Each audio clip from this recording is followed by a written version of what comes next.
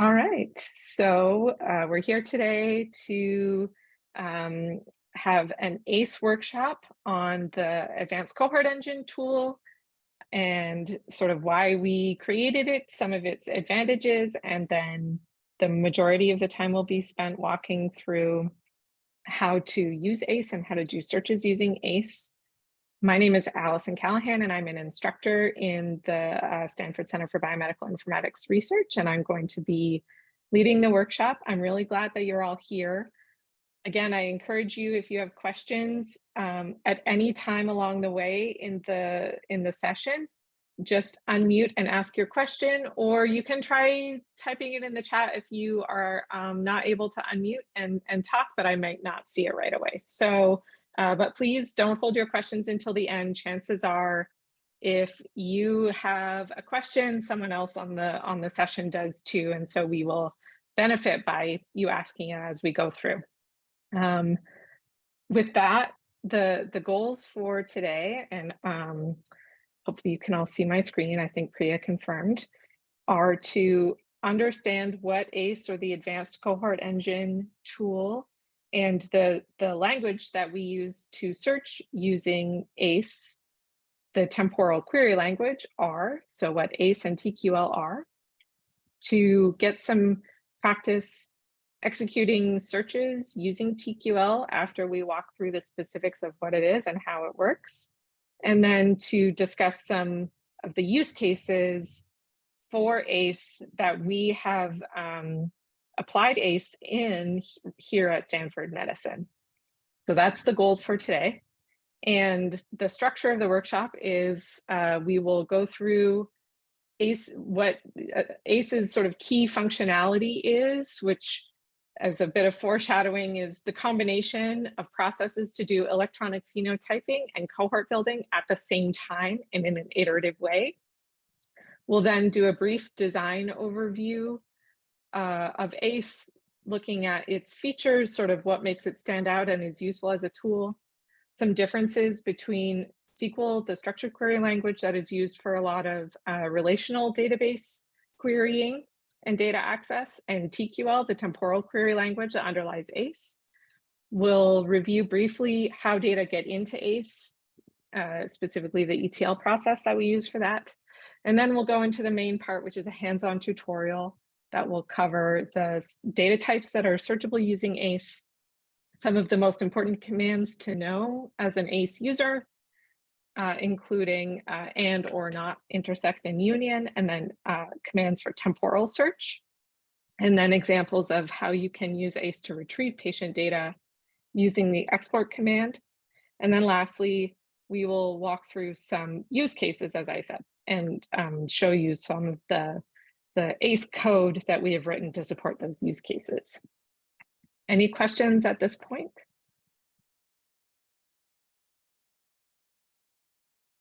Excellent.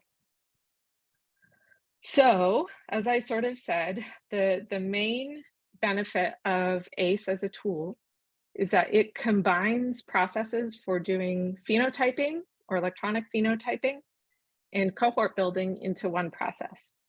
And to make sure that we are on a level playing field, I want to go through some of the concepts and definitions that are tied up in that sentence. So firstly, a phenotype. We consider a phenotype to be a clinical event or condition of interest.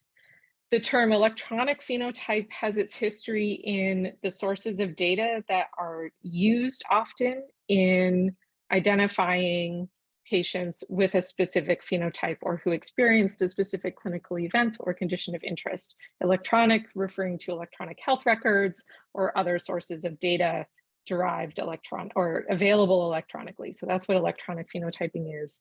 Phenotyping is clinical events and conditions of interest, and more specifically, often when in a person's timeline they occurred, and that when will also be essential to walking through the examples of where ACE is useful.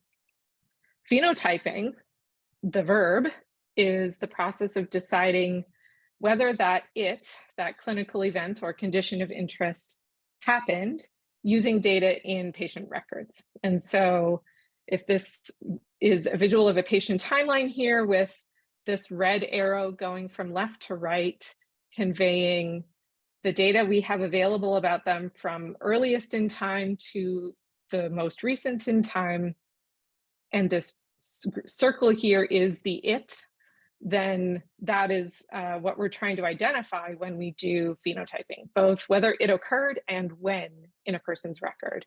And that ascertainment can depend on data sometimes just right around the temporal window that it occurred, but also sometimes requires us to look back in time, depending on what the phenotype is that we're interested in. Cohort building is then the process of retrieving a set of patients meeting specific criteria from some source of data from a database. So you might be wondering, why do we care about being able to combine this process of phenotyping with this process of cohort building? As an example, I'm going to say out loud a phenotype, and so that is diabetics. And so we'll define diabetics as people with an ICD-9 code of 250 and let's say a prescription for metformin within a week to 1 month after that diagnosis code. Okay, so we're interested in finding diabetics who have a high HbA1c, that is a blood glucose, 1 to 2 months after their treatment with metformin, and who are then prescribed glipizide. Let's say that is my phenotype of interest. I could spend a substantial portion of time creating the phenotype to find patients like that. I could try to identify all of the potential ICD codes that are used to code someone with diabetes. I could spend days researching the medication codes that are used for metformin, because sometimes each dosage of metformin has a different code, depends on what health system you're in, what vocabulary is used for medications, defining the time window that I should care about given my use case.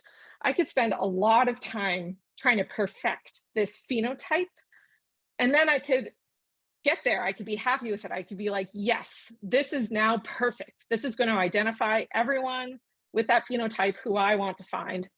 And then I could execute it on my data, whatever the source of that data is. Let's say, for the sake of argument, it's EHR data from here at Stanford, and maybe I'm only going to find 3 people.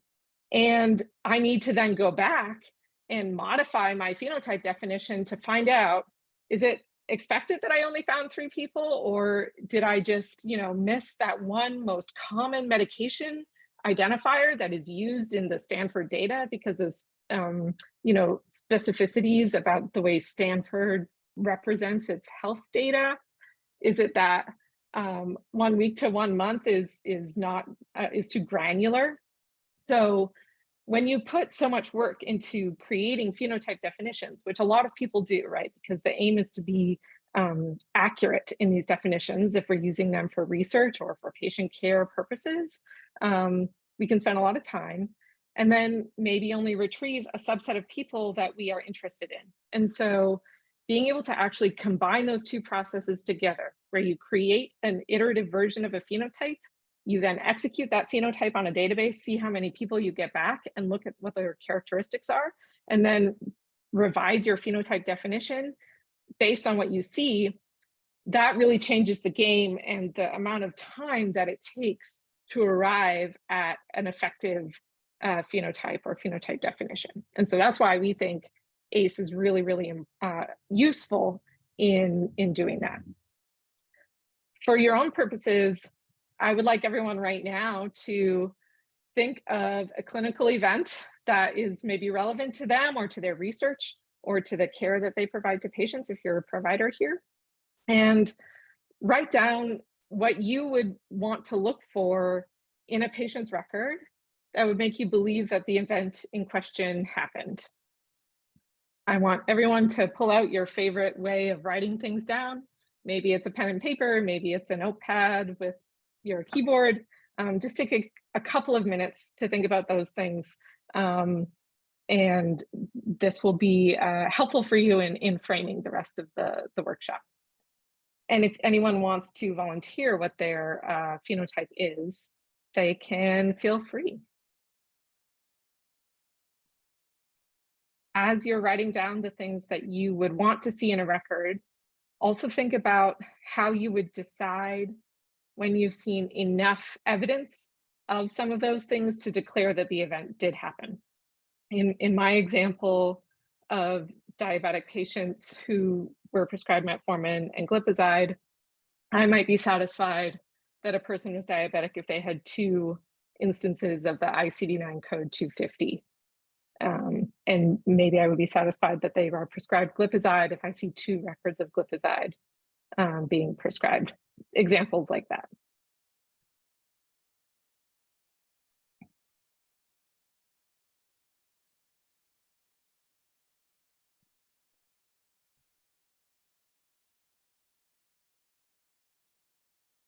All right. Does everyone have their clinical event that they're excited about, that they're interested in? We'll say yes.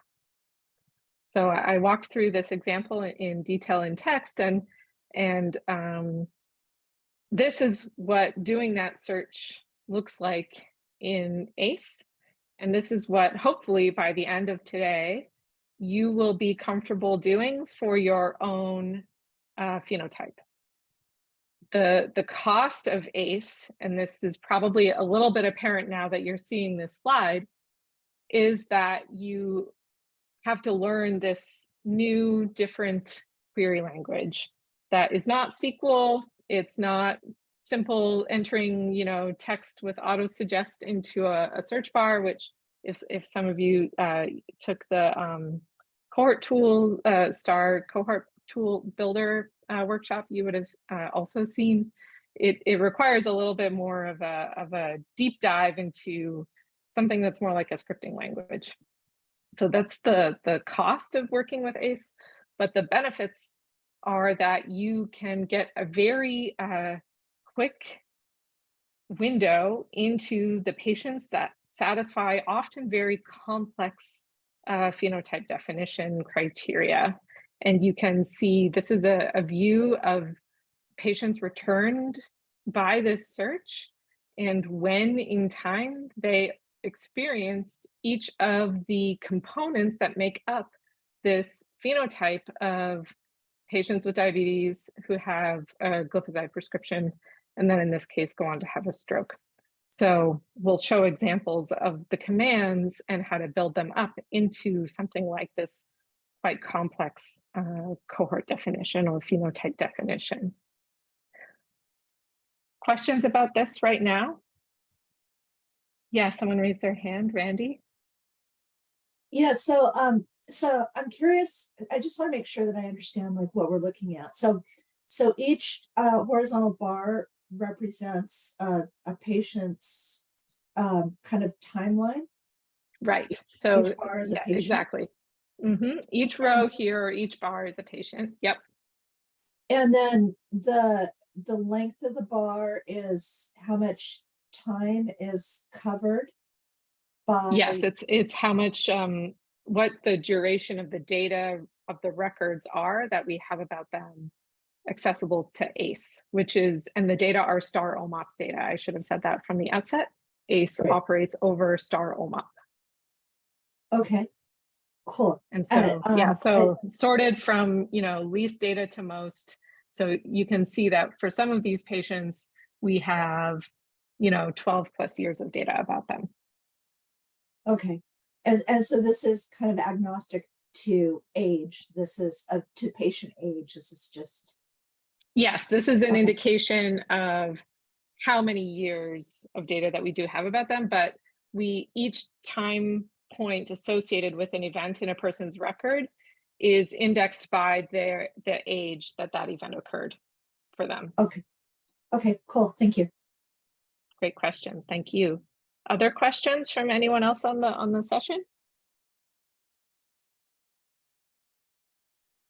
Allison, quick question here. When we say like this example, 116 patients, but some patients have up to 12 years of records. We're only counting each patient once, correct? Yes. Okay, Yep. thank you. Sure. All right. So before we get into the specifics of how to use ACE to build your own version of that kind of phenotype definition, we'll just do a quick overview of the design of ACE. Oftentimes, the software engineer who developed ACE would join me today and walk through this section. He is not here today, so it'll be me, but I will do my best to answer your questions here and also point you to resources where you can read more about the design under the hood of ACE for those of you who want to do a deeper dive. So things, in addition to the ability to define complex phenotypes in a few lines of code, things that are special about ACE. It is at its core dataset agnostic. It is designed to operate over any data. The only requirements are that we have information about the timing of events, so when in time an event occurred, and some sort of data about those events, things equivalent to diagnosis codes or procedure records, but it can be even beyond that. You could apply ACE to data from many other different domains. We have designed it specifically and used it specifically in medicine, but that's not all you can do with it. It's also schema agnostic, which means that the source data that we read into ACE to make available for search can come structured in a variety of underlying schemas. We're not tied only to the OMOP common data model, for example, but part of the process is mapping the source schema to the ACE schema so we can support many underlying schemas. It's also high performance. We'll demonstrate this, and we also did experiments to quantify this, but ACE is scalable to data sets with hundreds of millions of patients and still supports execution of searches within seconds or sub-second time. When you're talking hundreds of millions of patients, the main limiting factor is how many nodes you can configure in a cluster setup. So it's designed to be high performance, but will get highest performance when you have really powerful compute. But a lot of effort went into making this extremely memory efficient and extremely performant, even with low computational resources. We'll talk in a little more detail about SQL versus TQL, but an important feature of ACE is that it supports temporal querying. So that is being able to identify events that happen before or after other events, or not at the same time as some event, or at the same time natively. So that's built into the tool. It has a wide range of data export features. So not only can you search and find patient data using ACE, you can also download data about the patients that are retrieved by a search and use those data downstream for things like statistical analysis. You can execute the same ACE query over any data set that is exposed via an ACE instance. So you don't need to modify your queries from one source to another if you are using ACE over multiple data sets. The way that ACE operates, we call it a conversational mode, and you'll see that in action a little later, enables us to quickly refine queries, and that's sort of getting at the concept of combining phenotyping with cohort building. So you can easily modify a query based on the results that you get until you arrive at a version of the query or search that operates the way that you need. And we have, standardization of data and features available for search via extract, transform, load process that is defined for each ACE instance, and native support for using ontologies and concept hierarchies in knowledge graphs for doing search. So ICD, for example, consists of a hierarchy of codes, and that is built in to the a search so that when you search for, ICD-9 code 250, you're actually doing a search for 250 and any of its more specific sub-diagnosis codes. Oh, I had a paper here. I wonder why that didn't show up. In the version of the slides that I'll share at the end, this also has a screenshot of the paper that we published in JAMIA that describes all of these features in detail. So I'll share that at the end.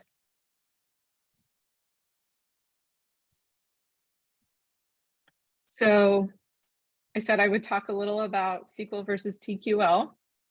Maybe some of you have used SQL in your work. It is one of the, if not the most common language for querying relational databases. The main properties of SQL are that it's generic, so it's has the same syntax regardless of what type of data you're searching or retrieving with it or querying. It's not designed to support temporal queries natively. You can include data in tables that capture the timing of events, like you can have something like a timestamp column in a table that will tell you when an event occurred, but there's nothing special about the SQL syntax itself that lets you make use of that information in a temporal aware way to say, like, find me events before this event. That's actually going to be potentially quite complex to do using SQL depending on the underlying table structures. It's optimized for column and row data operations, supports generic column queries, also schema-specific queries, and requires complex joins if you're going to do things like take advantage of the hierarchical concepts in knowledge graphs.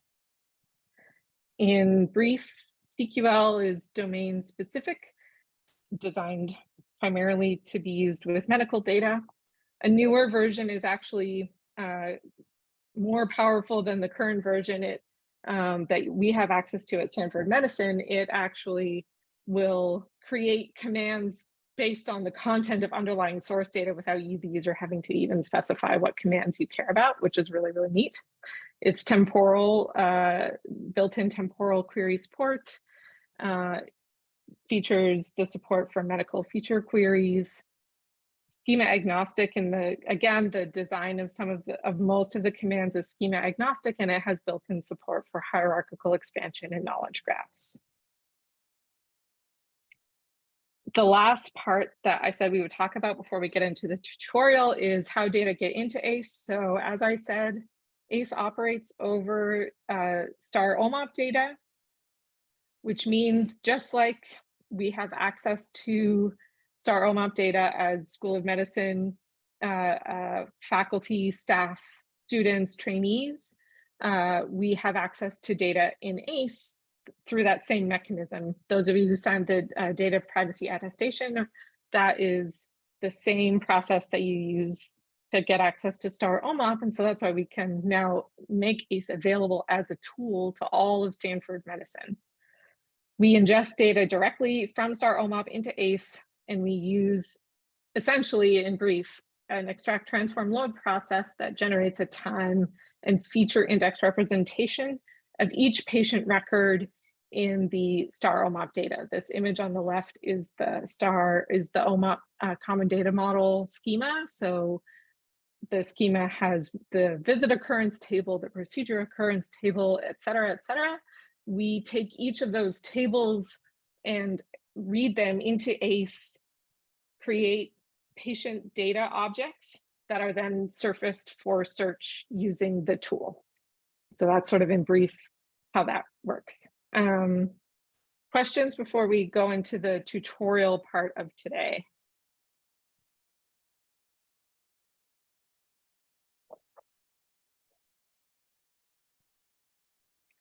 All right, cool. I encourage you to have a browser window open with the ACE URL pulled up, and so that you can try out some of these as we're going along and ask questions.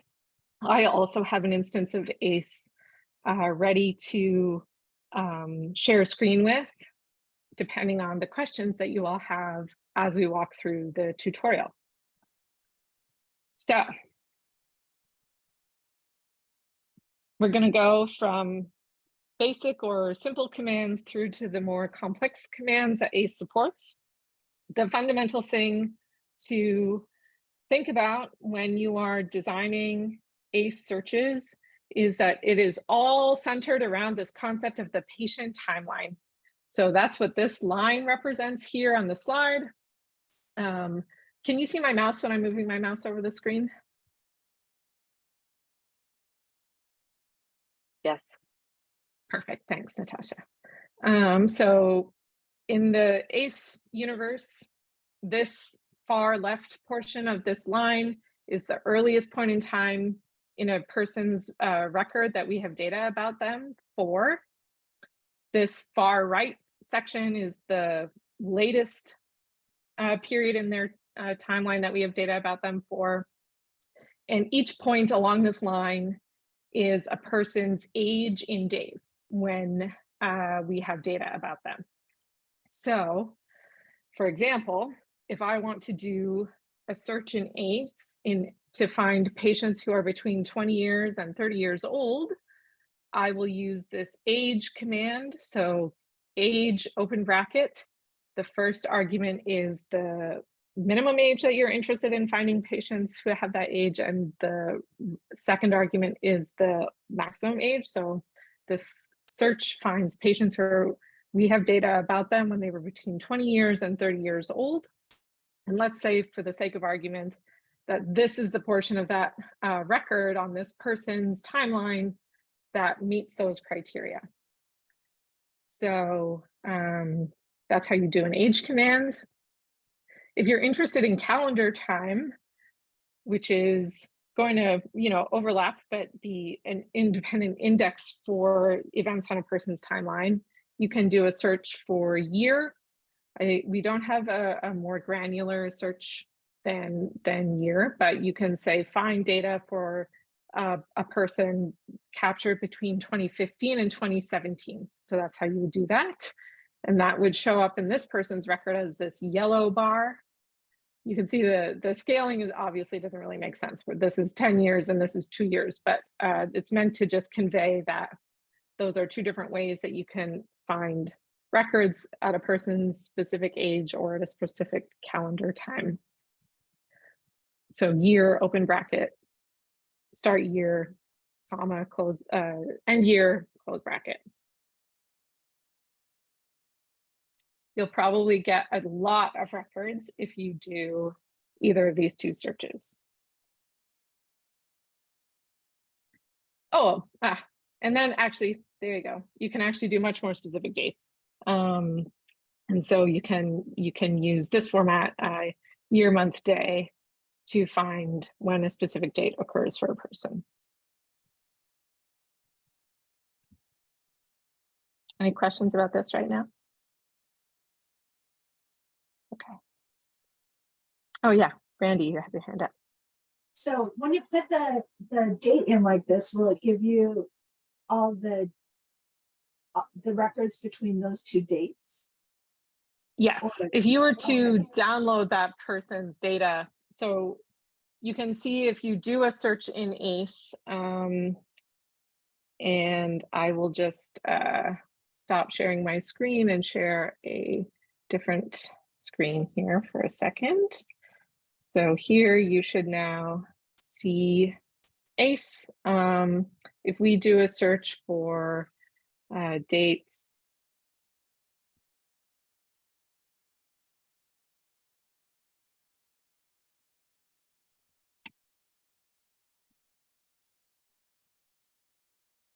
let's see what we get.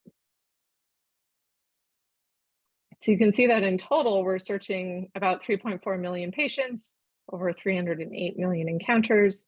And when you do a search, it gives a progress indicator on the top as to how many people it has found that meet this criteria.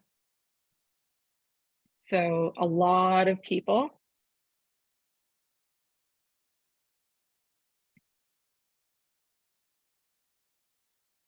All right, 1.2 million people have some record in our data between 2017 and 2018. Now, this is just giving you a patient count. And if you were to download this data right now, it would give you just a list of patient IDs. But later we'll get into how you can actually export specific properties and specific variables for the patients that are retrieved by this search. Does that answer your question? Yeah, thank you. Great. Thanks for asking. All right, so let's go back to our slides.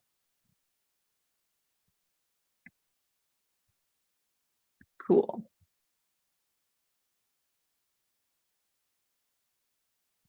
Demographics is another of the more basic and important commands that we support in ACE. So you can do searches to find people with stated gender. And again, this is going to be as captured in STARR OMAP, which is extracted from Epic Clarity from Stanford Healthcare. So if their gender is captured, this is how you can search it. You can also search for patients by race information and ethnicity information. We know that these data are not always accurately captured when a patient seeks care, but whatever data is available to us in the EHR is what ACE will return when you do this kind of search.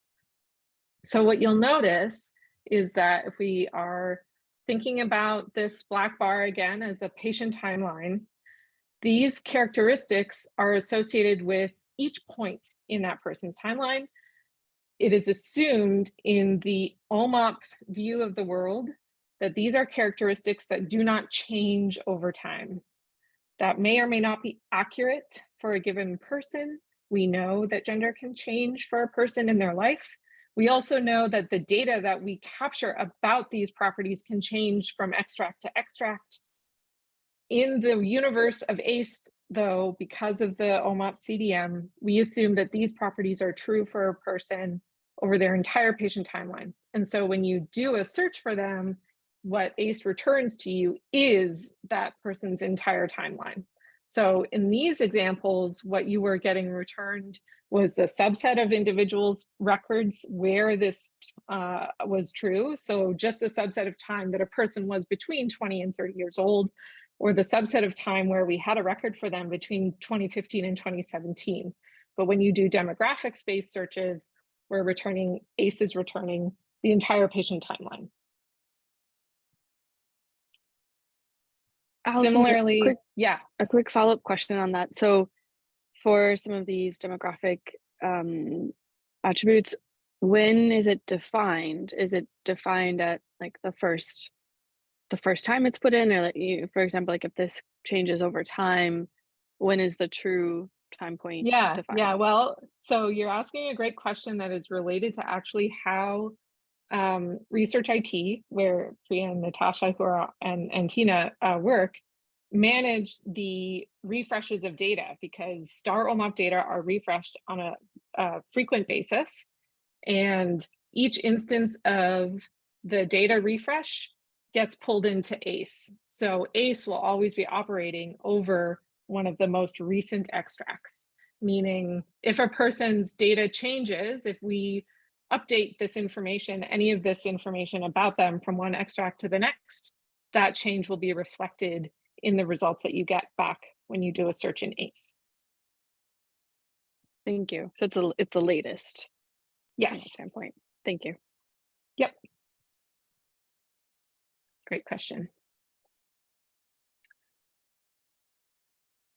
For some subset of patients in our data, we also have the date of their death.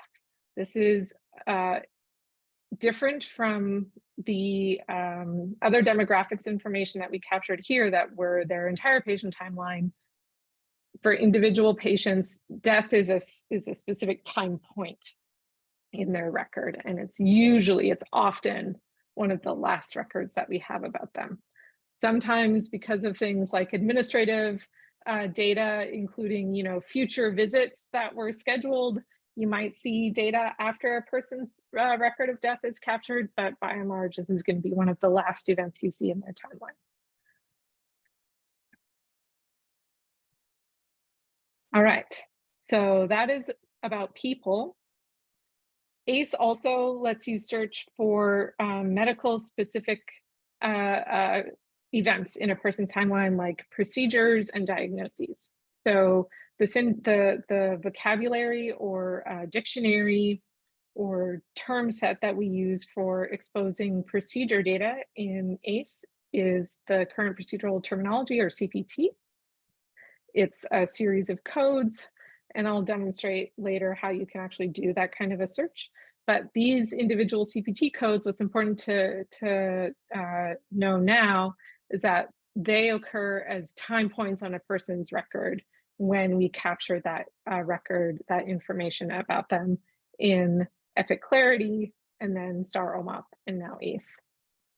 You can also do a search using ICD-10 procedure codes, and so that's what in this illustration are showing up as these green dots in a person's timeline.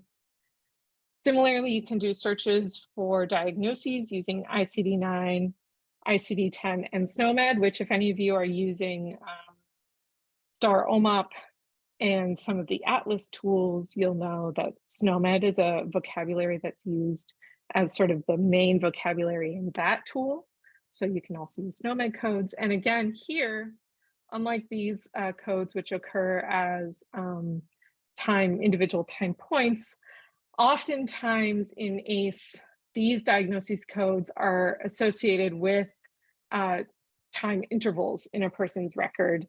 Because, for example, if a person has a diagnosis during an inpatient stay, then ACE will view that diagnosis as the case during the entirety of that stay. If they have a lot of visits with that diagnosis code, ACE will represent those codes as occurring on time intervals and not necessarily just time points. So that's one difference that's useful to remember about ICD-9, ICD-10, and SNOMED, is that these are going to return time intervals in a patient's timeline when those codes were observed. Medications are similar. We often see prescription records with a time duration. We know that drug data is complicated and it can be hard to identify just from prescription records alone how long a person used a medication. But the logic underlying the STARR OMOP data transformation does do some work to infer drug exposure windows, and ACE exposes that information as time intervals. You can use two different vocabularies for searching medications in ACE. You can use RX CUIs, which are numeric identifiers from RX norm maintained by the NIH, or you can use the anatomic therapeutic classification code system, which aggregates medications by sort of therapeutic category. So you could say find all lipid lowering medications by using an ATC code. And I'll actually show that just for the people on the call as an example.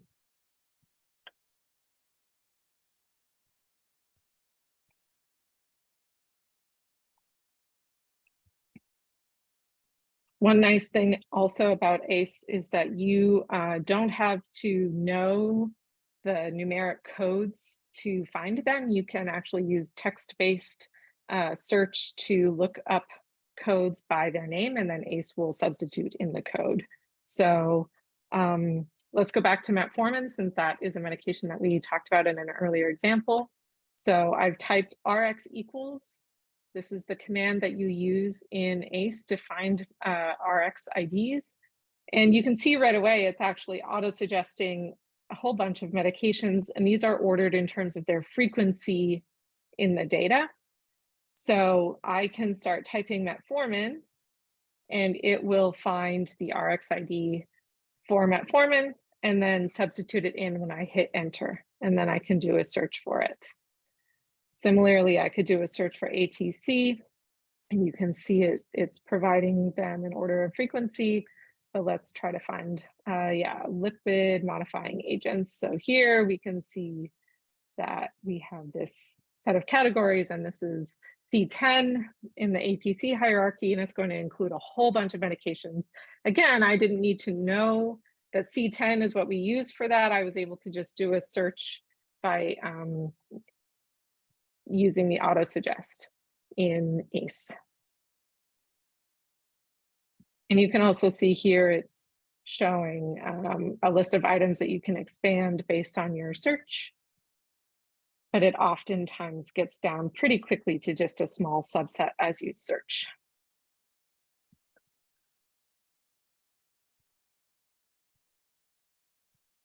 Priya just wrote a message, but I think it was just to me saying that if you are a webinar participant, she's promoting you to panelist so that you can ask questions by unmuting. I'm sorry.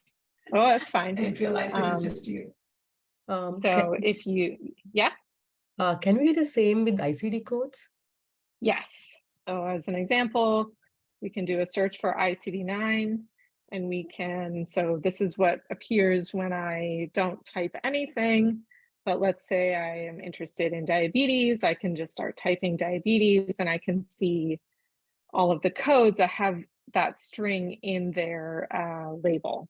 And then there's 94 items, it's only showing me the top 10, but I can click that show all and it will list them all for me, again, in decreasing order of frequency. If you lose the auto-suggest bar and you want to get it back, you can hit control space. Or yeah, control space. Other questions right now?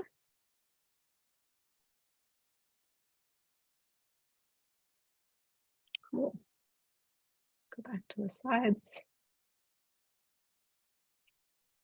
Allison, I have a quick question. Are there any like hotkeys for multi-selecting within that dropdown?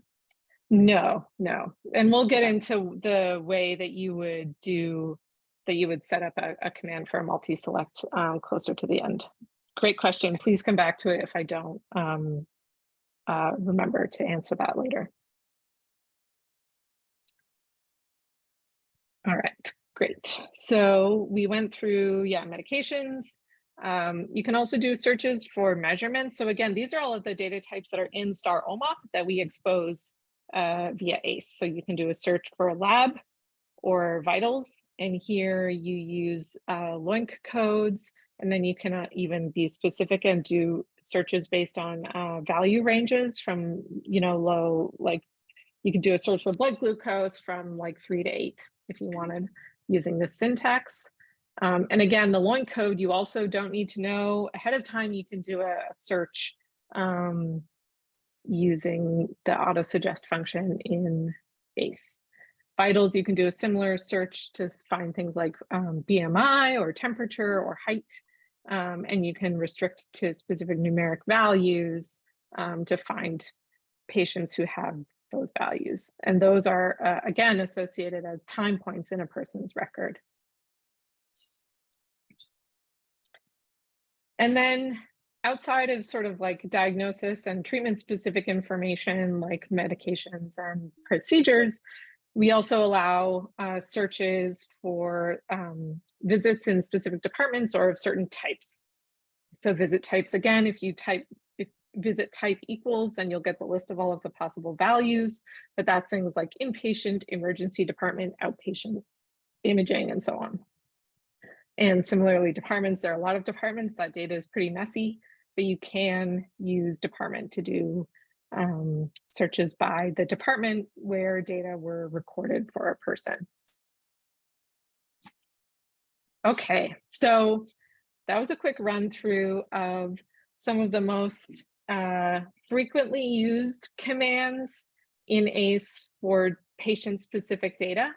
Now I'm going to move into what commands on top of those do you use to, sort of as Abby asked, combine variables to get more complex phenotypes going. So the first of those are the set of Boolean commands, which we'll walk through in depth. So we know that ACE is a temporal search engine, meaning that each record, each data point in ACE is associated with a time point. But we also know that sometimes people want to do a search just to know if a patient has the occurrence of some property at any time in their record. And so for that, you can use the AND command.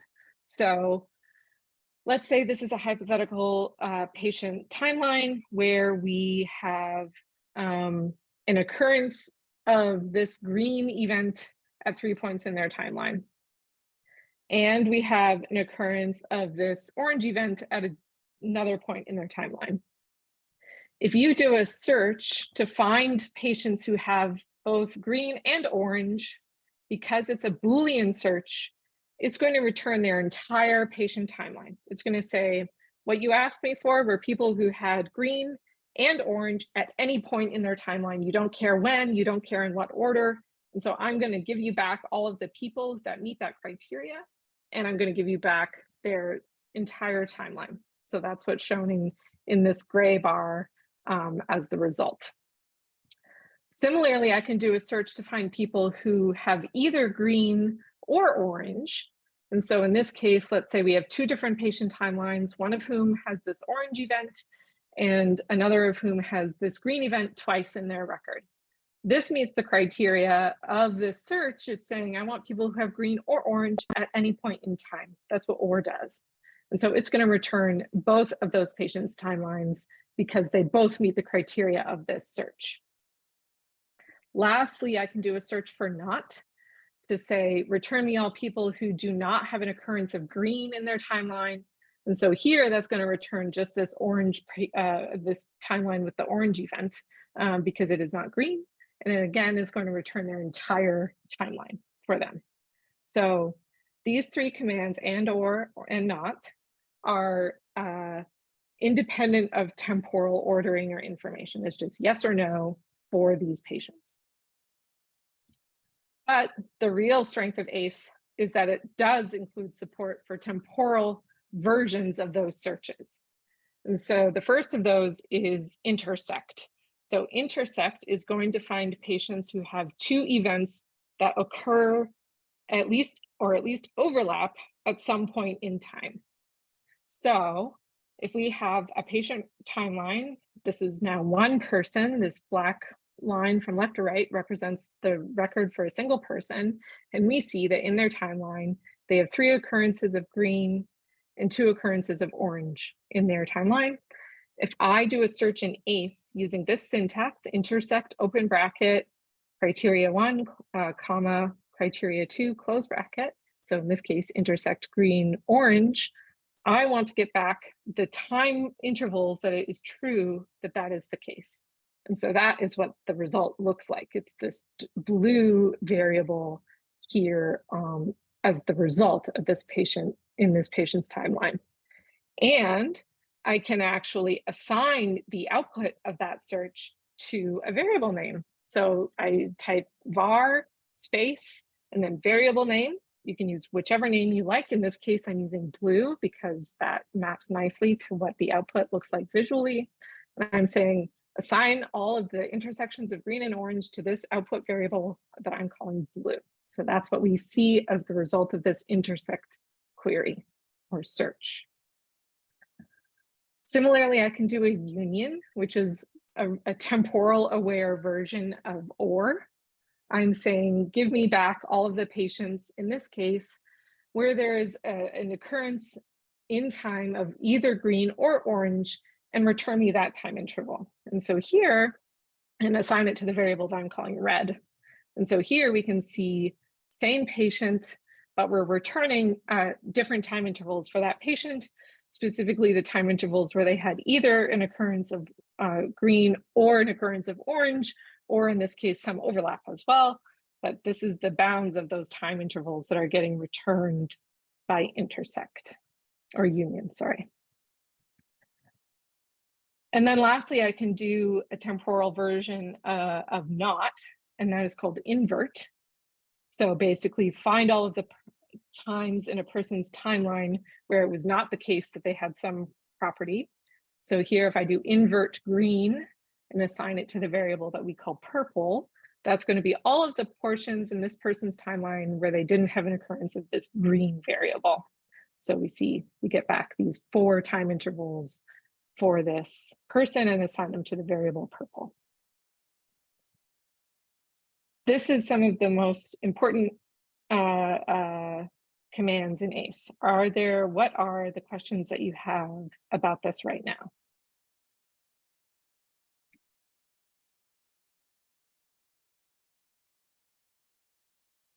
Cool. Can we do Oh, yeah. Can we do a text search rather than having a specific variables? So even if you were, so by text search, do you mean content of notes about a person? What do you mean by text? Yeah, content of the notes of a person. Got it. So that is a future tense thing for ACE. It has the ability to support the search for text, and earlier versions of ACE did. The data are in STARR OMOP still in a form that make exposing it in this new version of ACE not quite possible. So Okay. future tense. Okay. Then how about like searching for the imaging, like radiology images, like MRI, EEGs, like can we do that? So you would be able to identify patients who had imaging performed by, say, using CPT codes. The content of their reports, you would not be able to search using ACE. Okay. Okay. Thank you. Sure. Thanks for the question. Other questions? Yeah, I had a question about temporal relationships. Can you specify, is there a way using, I guess, these terms that you can say that one thing precedes another? Yes, thank you for asking about that. And we will get to that in like 2 slides. So I will wait to answer your question until then. Okay, thanks. Others? I am not currently able to look at the participant list, so I can't quite tell if you have your hand raised. So if you do, just go ahead and unmute and ask a question. Okay, we'll keep going.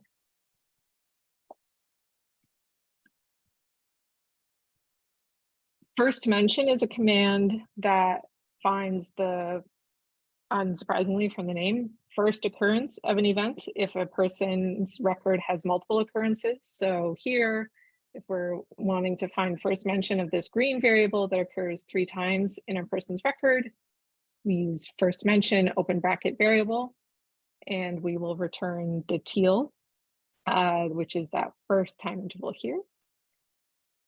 We can also do a search to find the history of, meaning going forward in time, the entirety of a person's record after which they had some event of interest. So if we want to say, find people with a history of green, or maybe more intuitive way to think about it is if we wanted to find a person with a history of diabetes, we would want to find essentially this teal variable, which is the first occurrence of that event, and then return all of the person's record after that point. So history of green here is going to be this yellow variable, which starts when the first mention of that variable started and goes all the way to the end of their record. I think I heard an unmute. Does someone have a question?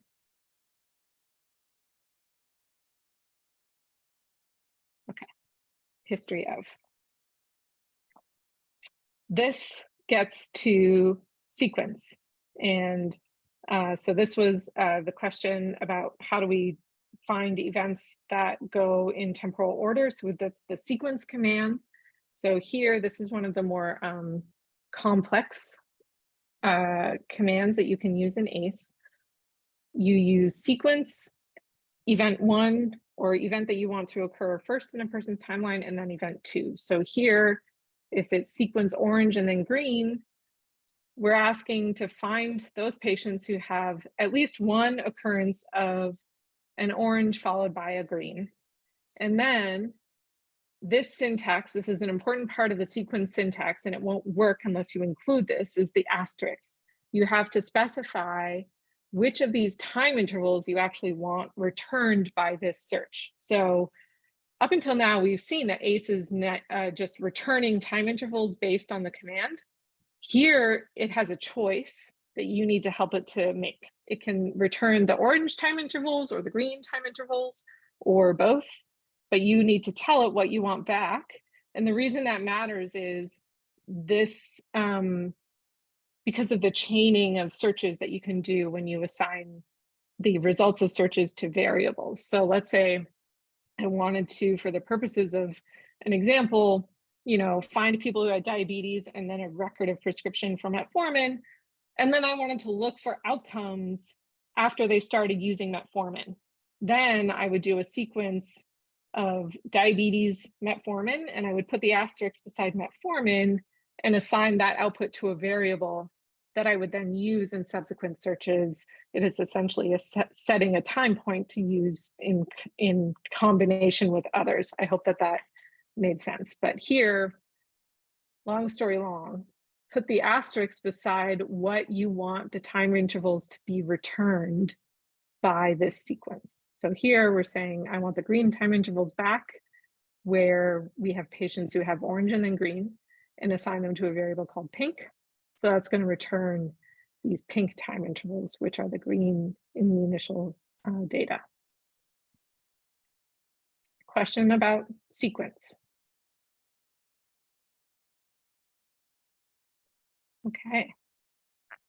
Here again, just to hit home that difference, if you put the asterisk beside the orange variable, then that's what will be returned by this sequence command. So let's go back to ACE, and I will switch over to that screen. So here we go. So just to put it in action, here we go. I want to find, so let's build up this example that we've been talking about a little bit. So let's say I'm going to define diabetes as a variable.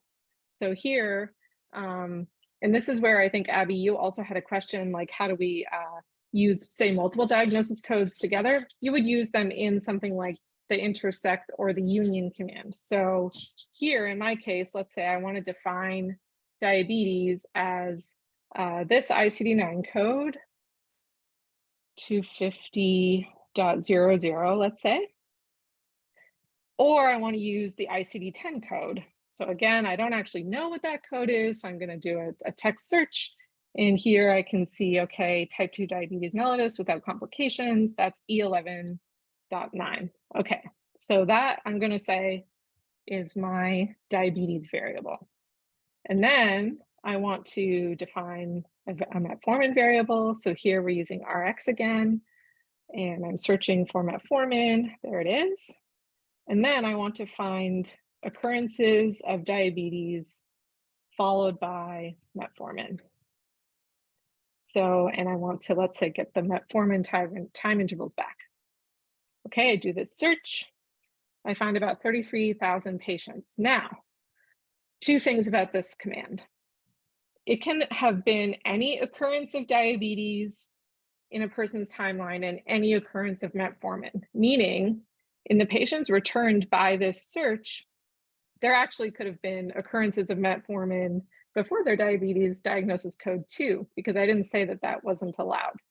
So let's say I actually want to get more specific and find people whose first mention of diabetes is followed by their first mention of metformin, like so. Should we expect the number at the top to increase or decrease or stay the same if I add this first mention command? Decrease? Yes, because we're being more specific. We're saying now the first mention of diabetes can't have had any mentions of metformin before it. So we do this search, and indeed it goes down, not by much, but by about 7,000 people. Now you might be wondering, okay, well, let's assign this as a variable name. Just for the sake of being silly, we can use any variable names that we want. So let's just call this banana. You can use anything, you can get creative. let's say I actually want to get even more specific and say, well, I'm really interested in people who have their first diagnosis of diabetes, and then within only a month or two, have their first record of a metformin prescription. So the sequence command has this extra set of criteria that you can append to the end to say, restrict within some temporal window. So here, I'm going to say, and this is where it gets a little strange, the syntax, but this is how I would say, I want to find people whose first record of metformin occurred 1 to 2 months after their first mention of diabetes. The negative here is because of the way that ACE actually executes this search, is it first finds occurrences of what is in the second argument. So in this case, first mention of metformin, and then it looks back in time to say, I want to find the occurrences of the first argument, so diabetes. And so that's why you say -1 month to -2 months, because it's actually finding the second argument before it finds the first. I know that was kind of a mouthful, but I find it at least good to explain a little bit of why the syntax is the way that it is. And this is all also in the language specification that is linked in the paper, and that we will also share at the end of the workshop if you haven't found it already. And I think it might even be listed in the ACE Research IT website too. But again, we're going to do a search, and in this case, the numbers dropped way down because we got really specific. So surprisingly, maybe, there are only about 2,000 patients in our data who have an occurrence of their first record of diabetes, followed by their first record of metformin within 1 to 2 months. Kind of a small number. It's interesting, right? Because diabetes is a pretty prevalent condition, and so is metformin as a medication. So I find it always interesting. But hopefully this demonstrates how we can use ACE to really iteratively refine our cohort definition and see the results of that refinement right away. This search took, half a second to conduct over 3.4 million people. Questions about this right now?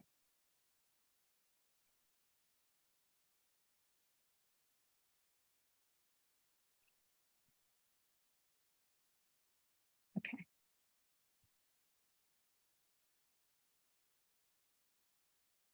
Go back to the slides again.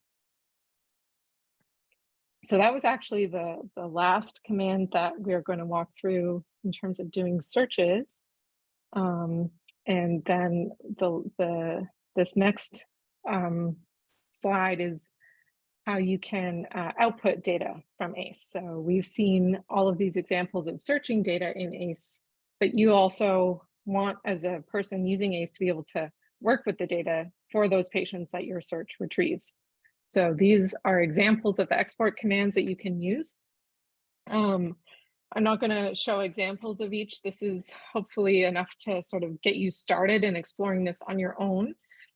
And again, this is why we had you sign the data privacy attestation, is because ACE lets you actually retrieve these patients' data. It's DID, STARR, OMOP data, still considered high-risk data, and we expose it through ACE to all School of Medicine people. So that's why you signed that DPA, because you can actually export it. And the export command looks like this. The first argument to the export command in this blue text is whatever the cohort is that you want to export data for. So if we went with our example that we just worked with, it would be the diabetes with metformin group. This temporality means basically the time intervals that you want to download data for. So when, and then what features you want to extract. So what it is that you actually want to be able to export. And so here, this is an example to say, for all people with an occurrence of ICD-9 equals 250, I want to download all of their ICD-9 codes, all of their ICD-10 codes, and all of their demographics. You can just type this in directly, and you'll get out a tab-separated values file that has one row per each of these variables. I don't suggest actually using this command. This will return a lot of people and then download a lot of data for them. So that will be a large file and slow, but this is an example. You can also name columns in the output file by using this syntax. So you can say, for all people with ICD-9 equals 250, I want to download all occurrences of Rx equals 161, which is aspirin, I think, or no, acetaminophen in this case. And I want to label the column that contains the time point of that output as intervention. And then here, this is an example of using that temporality feature. It will, for all people with ICD-9 code 250, for the intervals of time that they had an inpatient visit record, it will download all of their medication records. That's what this export command does. And it will export it as just a file that you can download and then use in whatever downstream tool you're interested in. Questions about this?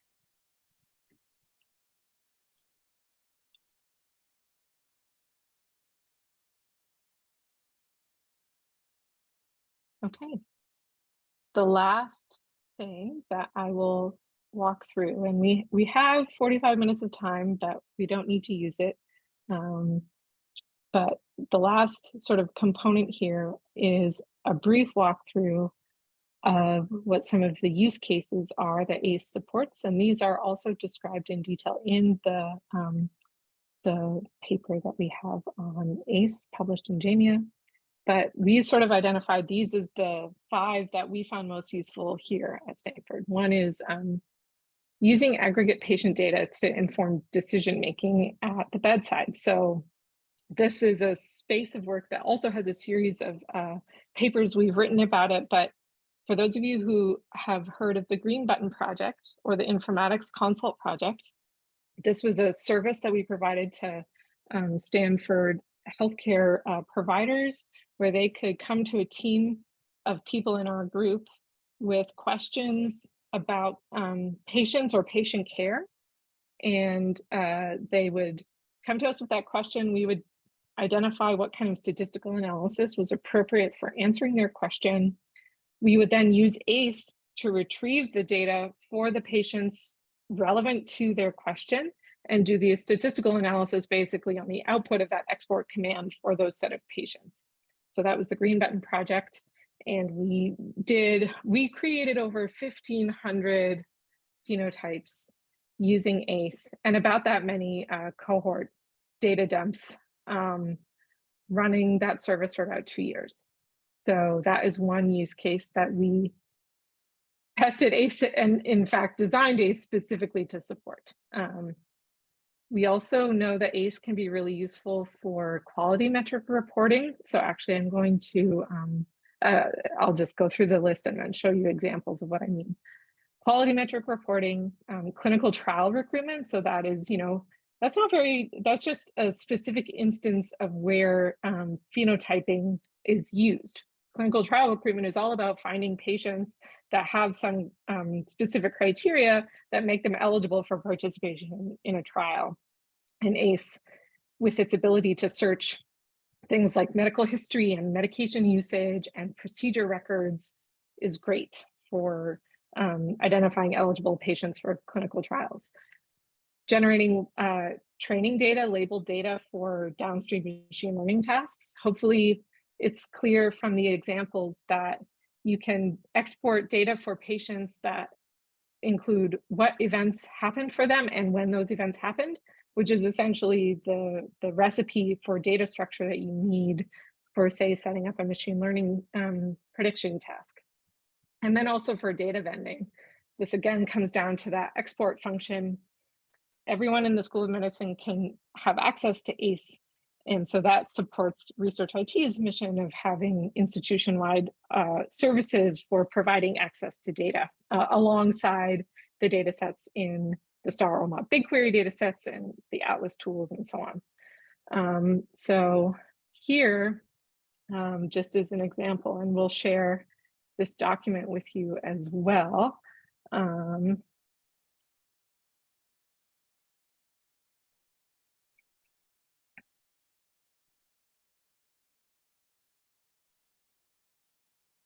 This is just some documentation on ACE that walks through, oh, why did you do that? that walks through exactly the same content that I just showed you in slides, but an example searches. But these are real examples of use cases here with the corresponding ACE queries. So one of the questions that we got through the consult service was, do CAD patients with this elevated lab test result have a higher rate of mortality or worsening congestive heart failure than those with a normal test result? And so this is just a demonstration of how we exactly identified those cohorts using ACE searches. So I won't go into all of these individual variables, but we used ICD-10 and CPT and ICD-9. And then the sequence command to find occurrences of those outcomes in patients that met those criteria. This is a lot of lines of ACE, but if we tried to execute this similar search in SQL, it would be pages and pages and pages, and it would be much more challenging to have written. It would take much more time. We actually did a study of how long it takes to do a search in ACE versus write a similar query using SQL. And it was much more time consuming to write a similar set of queries using SQL, even for someone who's an experienced expert SQL user. Quality metric reporting. This is an example of a HEDIS measure that looks at how many patients who have a diagnosis of bronchitis were treated with antibiotics, because that's considered not the best treatment choice for those people. So we defined ages of relative interest, the diagnosis of bronchitis. We wanted to exclude people who had any of these pre-existing conditions, and then look for occurrences of antibiotics in those groups. And so that is what this set of HEDIS measures looks like. And you can actually get the numerator and denominator right here. Clinical trial recruitment. This is the criteria for a real clinical trial. The Elevate clinical trial was interested in finding women between 70 years and up who have these diagnoses and no history of breast cancer. So that was this clinical trial criteria. And then this is an example of a simple, say, label data generation function where we want to know, we want to identify diabetic patients and the first time that they met the criteria for being diabetic. And so that's what this looks like. So this is just examples, and actually everyone on the Zoom should be able to access this. And so I've just put the link here in the meeting chat. And this is just a nice walkthrough of sort of a prose version of that content that I just walked through in slides. That was everything that I wanted to show you today.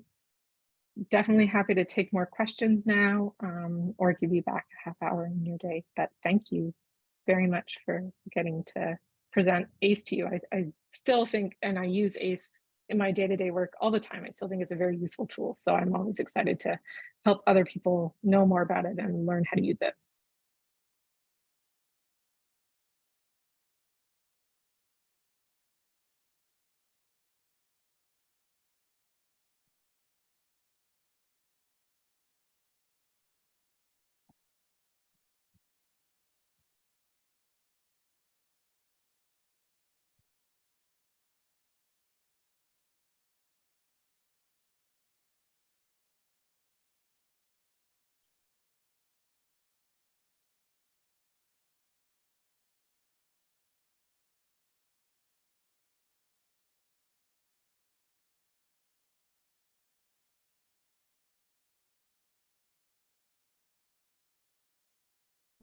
Thanks for taking the time. What do you think, Priya? Shall we call it? Right. Yeah, sure. I think so. I'm just making sure that we have, yep. It's all been recorded. So if there are no more questions. Oh yeah, I'll just put my email in the chat for for anyone who, if you have other things that you want to follow up on or questions that occur to you later, you can email me directly. You can also get in touch with folks at Research IT, and they also provide access to ACE training materials and resources and can point you in some helpful directions too. But yeah. And this is recorded in all of, and this will be available in the Stanford STARR YouTube channel. So if you look for playlists, we'll have a set of playlists for spring of 2023 workshops, STARR workshops, and this will be under that. So just probably after the STARR user group meeting. So expect it to be sort of uploaded, in the next month. Great. Because I'm waiting for all the workshops to be done and then just uploading them all at one go. Perfect. So thank you, everybody. Thanks a lot, Allison. This was great. My pleasure, as always. Thanks, everyone. Thanks so much. Bye. Bye. Bye, everyone. The preceding program is copyrighted by the Board of Trustees of the Leland Stanford Junior University.